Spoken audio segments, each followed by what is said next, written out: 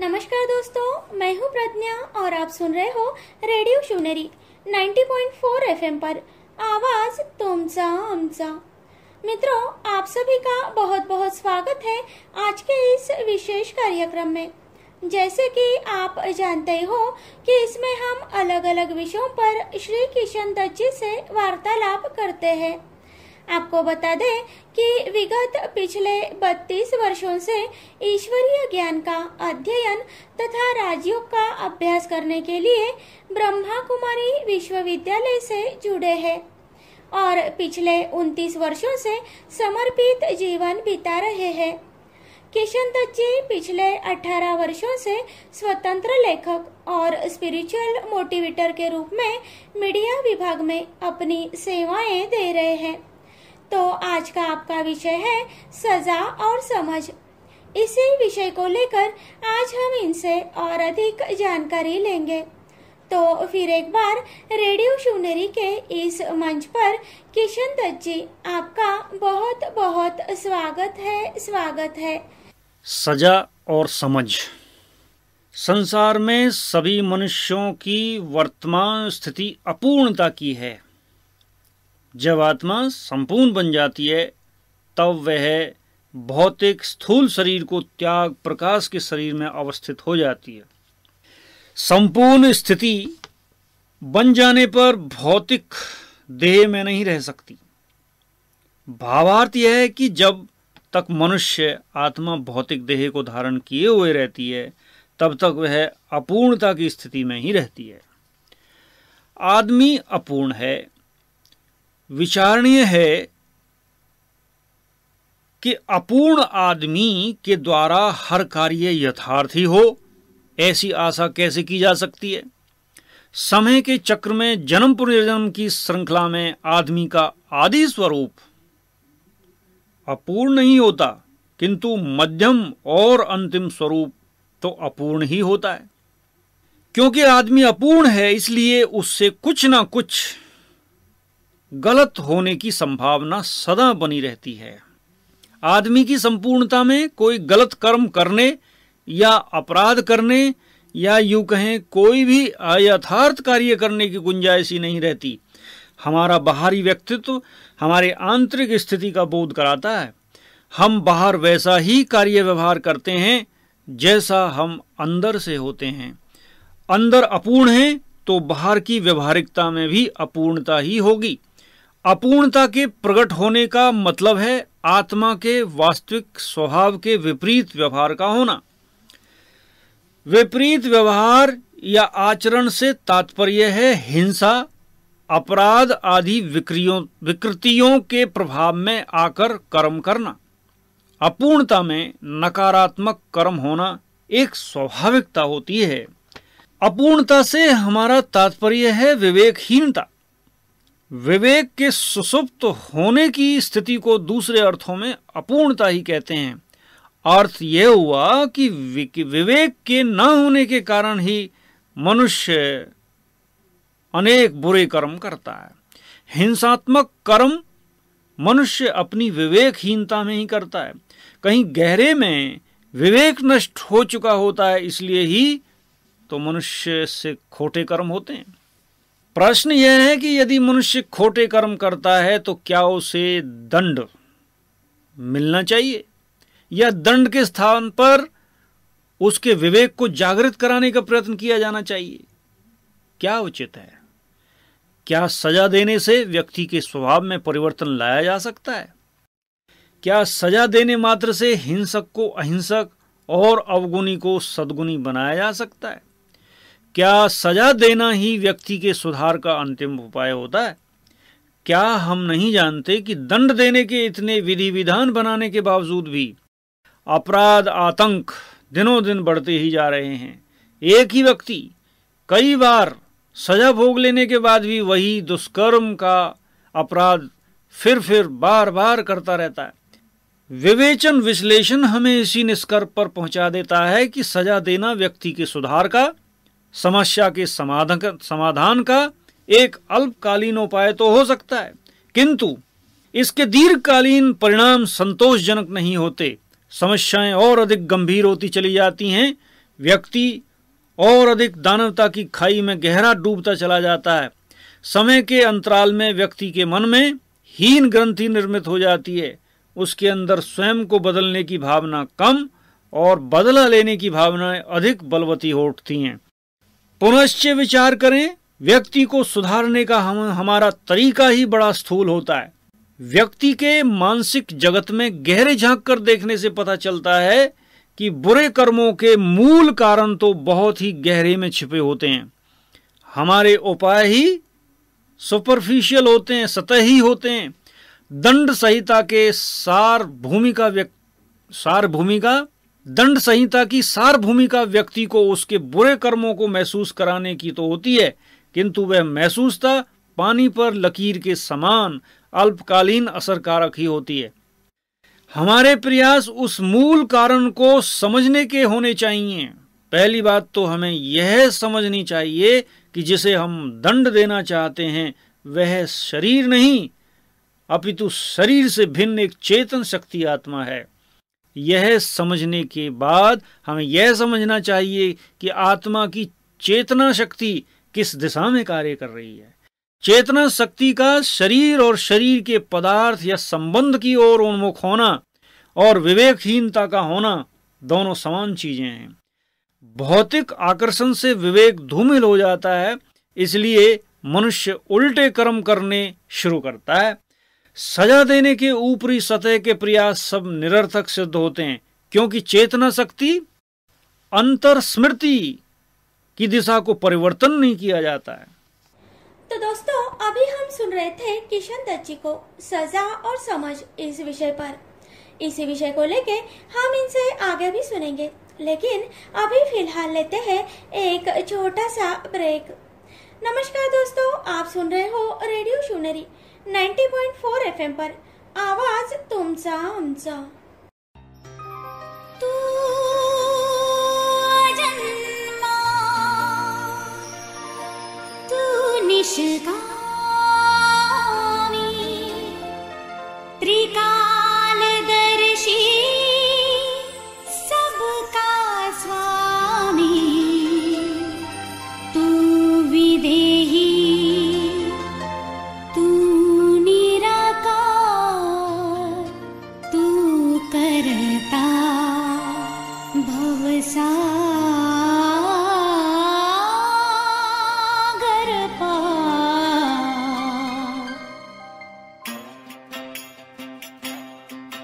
जो तुझसे लगन लगाए वो तुझ में ही खो जाए।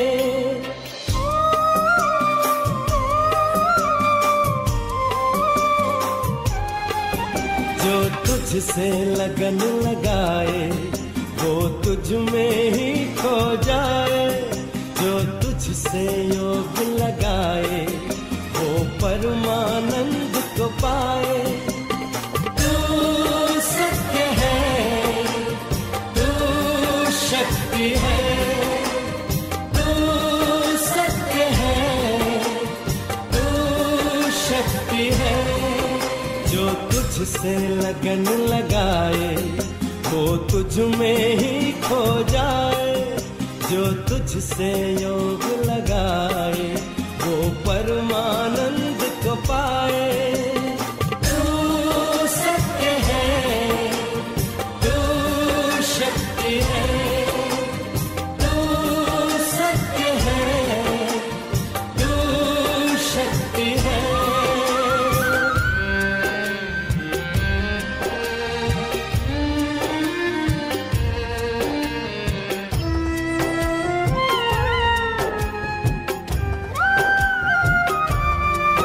तू प्रेम का गहरा सागर, हम सारे तेरे मोती।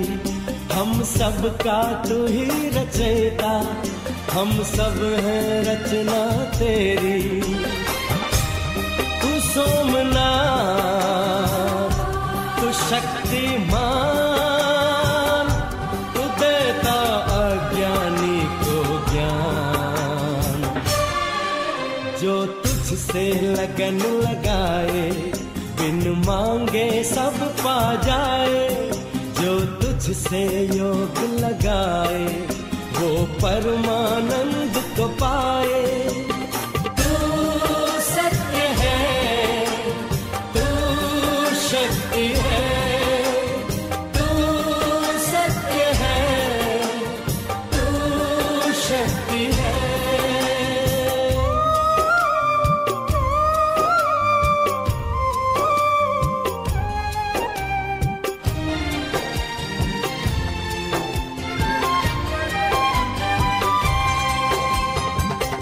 एकाग्रचित होके कोई जो एक पल तेरा ध्यान धरे, मिट जाए उसके कलेश, हो जाए इस दुनिया से परे। तू प्राणनाथ, तू योगेश्वर है, तेरा घर शांति का दर। जो तुझसे लगन लगाए वो तुझ में ही खो जाए। जो तुझसे योग लगाए वो परमानंद को पाए। तू सत्य है, तू शक्ति है, तू सत्य है, तू शक्ति है।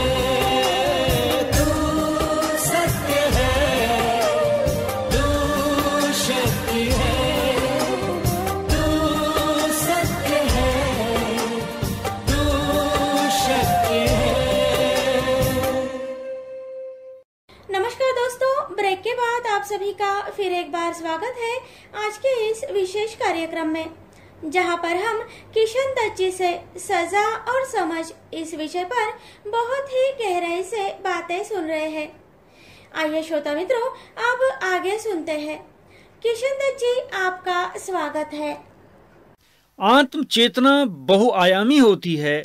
मुख्यतः 3 आयामों को हम समझ लें। एक है इंद्रिय चेतना, मटेरियल कॉन्शियसनेस। आत्म चेतना बहुआयामी है। मुख्यतः 3 आयामों को हम समझ लें। एक है इंद्रिय चेतना, जिसे मटेरियल कॉन्शियसनेस कहते हैं, जिसे पदार्थ की स्मृति भी कह सकते हैं। दूसरा आयाम है चेतना की अंतर्दृष्टि, जिसमें अंतर्मन, इंट्यूटिव माइंड सक्रिय रहता है। इसे इंट्यूशन पावर भी कहते हैं। तीसरा आयाम है शरीर और मन के भी पार, जिसे अतीन्द्रिय ज्ञान का आयाम भी कहते हैं।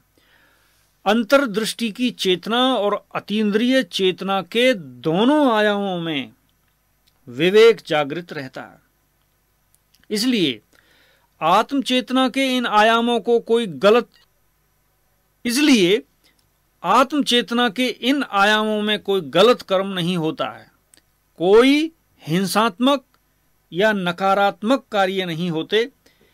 गलत कार्य जो स्वयं को या दूसरों को दुख देने वाले होते हैं, वो इंद्रिय चेतना या पदार्थ चेतना के कारण होते हैं। पदार्थ चेतना में सीमितता, संकीर्णता की स्थिति होती है। चेतना के इस आयाम में मन की चंचलता अधिक हो जाती है, विचार शक्ति कमजोर हो जाती है। कमजोर मन कुछ भी सहन नहीं कर सकता। फलस्वरूप आवेगों और संवेगों की उत्तेजना से अपराध की चेतना जागृत हो जाती है। मनुष्य की चेतना शक्ति पदार्थ जगत की होने के कारण उससे जाने अनजाने में विकर्म दुष्कर्म होते रहते हैं। आध्यात्मिक ज्ञान से हमें कुछ एक वैश्विक या ब्रह्मांडीय नियमों का ज्ञान स्पष्ट होता है। यहाँ जैसा हम बोते हैं वैसा ही हम काटते हैं। यहाँ हर क्रिया की समान और विपरीत प्रतिक्रिया होती है। हमारे भाव, विचार या कर्म जब अपने समय पर प्रतिक्रिया के रूप में वापस लौट कर आते हैं तो उसके प्रभाव से बचा नहीं जा सकता। यह प्रभाव अच्छा हो या बुरा, बुरे कार्यों के परिणाम में उसका असर हम पर बुरा ही पड़ेगा और हम दुख की अनुभूति करेंगे। अच्छे कर्मों के परिणाम का असर हम पर अच्छा पड़ेगा और हम सुख की अनुभूति करेंगे। यह कर्म और फल की श्रृंखला अनवरत चलती ही रहती है। इससे कोई बच नहीं सकता। जब कर्मों की इस गहन गति का ज्ञान हमें हो जाता है तो बहुत हद तक हम विकर्मों से बचे रह सकते हैं। इस प्रकार अभौतिक शक्ति आत्मा की समझ और उसके द्वारा किए हुए स्थूल सूक्ष्म कर्मों की अलौकिक सूक्ष्म गतिविधियों को हमें समझना है। यह समझ हमें लर्निंग, टीचिंग और ट्रेनिंग तीनों प्रक्रियाओं से गुजरते हुए पदार्थ चेतना से ऊपर उठाएगी। हम दूसरों के बारे में जैसा सोचते हैं वे भी वैसा ही हमारे बारे में सोचते हैं। इस प्रकार हम बदला लेने की भावना से मुक्त रह सकते हैं। हम क्षमाशील बन सकते हैं। आध्यात्मिक ज्ञान के अध्ययन के साथ साथ ट्रेनिंग भी देते रहना चाहिए। बार बार चिंतन करते हुए अपनी अलौकिक मान्यताओं को पक्का करते रहना चाहिए। चेतना की अंतर स्मृति की स्थिति बड़ी सूक्ष्म है। इसका परिमापन भी इतना ही सूक्ष्म है। चेतना की शक्ति की उच्चतम अवस्था तक पहुंचने के लिए निरंतर आत्मिक स्मृति के अभ्यास की आवश्यकता होती है। अपनी अंतर स्मृति को ऊर्ध्वगामी बनाने के लिए राजयोग का अभ्यास बहुत आवश्यक है। राजयोग में सर्व प्रकार के योग समाहित हैं। चेतना शक्ति शरीर और सूक्ष्म शरीर के ऊपरी ऊर्जा केंद्रों की ओर उन्मुख हो तब अतीन्द्रिय चेतना के आयाम को उपलब्ध हुआ जा सकता है। ज्ञान की समझ और राजयोग के अभ्यास की विधि से व्यक्ति स्वयं ही अपने बुरे कर्मों को गहराई से महसूस कर लेता है। भविष्य में उसे इस प्रकार के गलत कर्म करने की संभावना नहीं रहती। इस प्रकार बिना सजा दिए भी हम व्यक्ति के व्यक्तित्व को श्रेष्ठ बना सकते हैं। इस विवेचन से हमें स्पष्ट हो जाता है कि अनेक नियम विधि विधान बनाने पर भी, अनेक न्यायालय या कारागार बना लेने से भी बिना आत्मिक जागृति के व्यक्ति की अपराध चेतना को समूल नष्ट नहीं किया जा सकता। आदमी को एक अच्छा इंसान बनाने के लिए जीवन के दोनों ध्रुवों को सशक्त बनाना चाहिए। पहला, शारीरिक दृष्टि से उसके आहार विहार में सकारात्मक परिवर्तन लाना, और दूसरा, आध्यात्मिक दृष्टि से अध्यात्म के अलौकिक नियमों की समझ तथा राजयोग का प्रशिक्षण। ये दोनों प्रयास साथ साथ हों। वर्तमान समय यह महसूस किया जा रहा है कि अपराधियों को सजा देकर या तमाम प्रकार के प्रयासों के बावजूद अपराधों को कम नहीं किया जा सका है। ऐसे में यह स्पष्ट है कि अपराध चेतना का अंत करने के लिए केवल सजा ही नहीं अपितु आध्यात्मिक समझ अनिवार्य है। तो बहुत बहुत धन्यवाद किशन दत्त जी। आज आपने सजा और समझ इस विषय का ज्ञान बहुत ही सरलता के साथ हमारे श्रोता मित्रों के साथ साझा किया। आज आपने बताया कि जिसे हम सजा देना चाहते हैं वह शरीर नहीं परंतु चैतन्य शक्ति आत्मा है। अपनी अंतर स्मृति को ऊर्ध्वगामी बनाने के लिए राजयोग का अभ्यास तथा व्यक्ति के आहार विहार में सकारात्मक परिवर्तन लाए, उसके लिए आध्यात्मिक समझ की बहुत बहुत आवश्यकता है।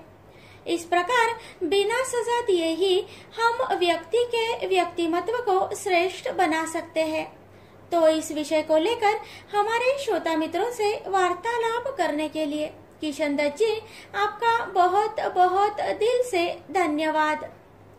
नमस्कार दोस्तों, आप सुन रहे हो रेडियो शिवनेरी 90.4 FM पर। तो श्रोता मित्रों, आज के इस एपिसोड में फिलहाल इतना ही। और आपको अगर यह कार्यक्रम अच्छा लगे तो कमेंट करके कमेंट सेक्शन में जरूर सेंड कीजिएगा। आपकी प्रतिक्रिया जानकर हमें अच्छा ही लगेगा। हम आपसे वादा करते हैं कि इसी तरह और विषयों पर किशन दत्त जी से वार्तालाप करते रहेंगे और उनकी ज्ञान से भरपूर बातें आपको सुनाते रहेंगे। तो आज के लिए बस इतना ही। दोस्तों, अपना ख्याल रखिएगा जी। आप सुन रहे हो रेडियो शिवनेरी 90.4 FM पर आवाज